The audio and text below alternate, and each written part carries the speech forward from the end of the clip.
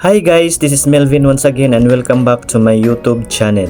For today's video ay tuturuan ko po kayo kung paano natin babayaran ang ating utang sa Loan sa Shopee gamit ang ating Maya account na wala pong service fee na idadagdag sa ating babayaran. So ang una po natin gawin sa ating Shopee dashboard, i-click natin itong Me, then click Loan.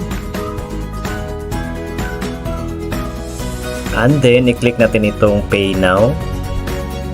At dito sa Payment option, i-click natin itong Select. At itong InstaPay dito sa pinakauna guys, ang i-click natin. Enjoy free and instant repayment with GCash, Maya, banks, and other e-wallets. And then, click natin itong Confirm. At ayan po, nakalagay na po ang InstaPay sa ating payment option. Next po ay i-click natin itong Pay.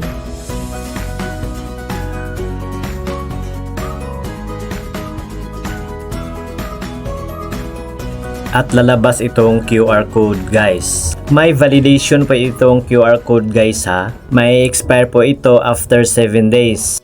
Kapag lagpas na po tayo ng 7 days saka na po tayo magbabayad, ay invalid na po itong QR code na ito.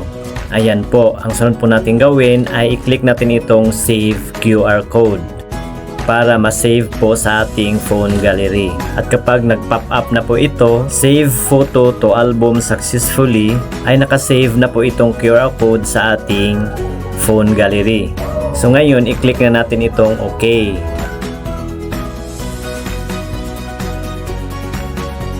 At ito po ang lalabas guys, pending. Please wait while your payment is being processed. So ngayon guys, i-exit muna natin ito guys. And then i-open natin ang ating Maya account.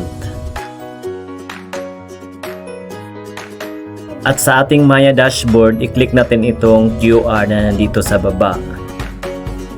And then i-click natin itong Upload QR. And then i-click natin yung QR code na na-save galing sa ating Loan. So wala pa po akong ibang pagpipilian kundi ang aking Maya wallet lang po. So automatic na po nakalagay ang halaga ng aking babayaran sa Loan. So ngayon i-click na natin itong Continue.